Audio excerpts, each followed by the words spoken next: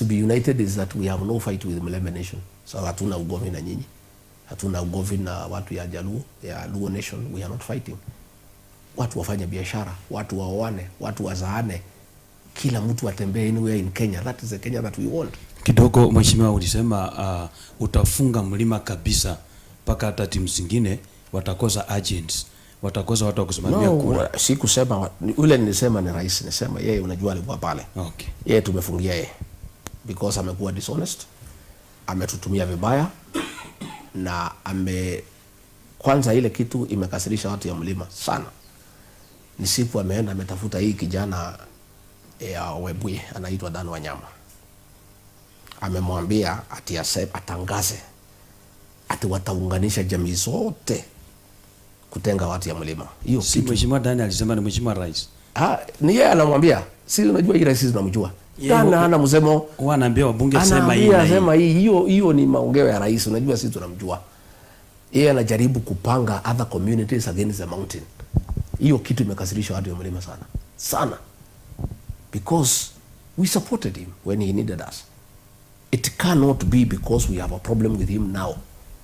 Anajaribu kuunganisha makabila zingine against us. The way alifanya 207 kwa sababu ni yeye alifanya 40 versus 1. We cannot allow him.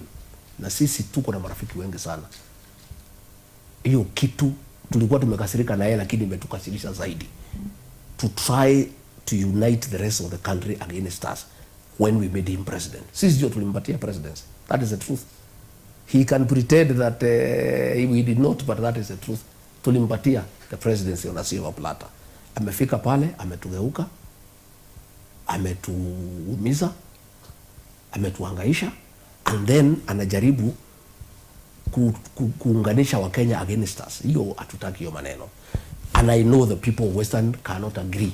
Hiyo maneno ya Wanyama, it has nothing. Hata Eugene Wamalwa alisema hiyo maneno ya Wanyama is not the feeling of the Western people. Hiyo ni maneno ya Wanyama, na nikuambiwa ameambiwa na rais.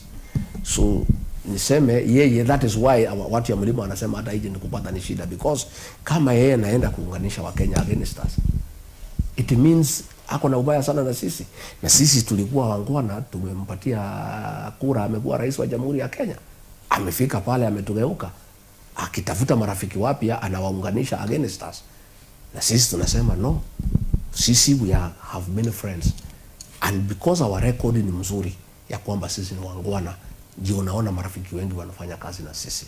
Kwa hivyo sisi hatuwezi ingia kwa hiyo mtego ati tutengwe ati Kenyans wengine against us. No. So mheshimiwa, in short, that is our way of politics. Unasema tu sema hii na wewe unasema, because what is the worst that can happen usiposema vile umeambiwa useme? Unajua sasa mimi hiyo ndio nilikataa. Mimi nikiambiwa sema mimi nilikataa. I'm a very principled person. Mimi ni mtu ambaye niko na msimamo. I say what is in my mind. Alright. Tunashukuru kwa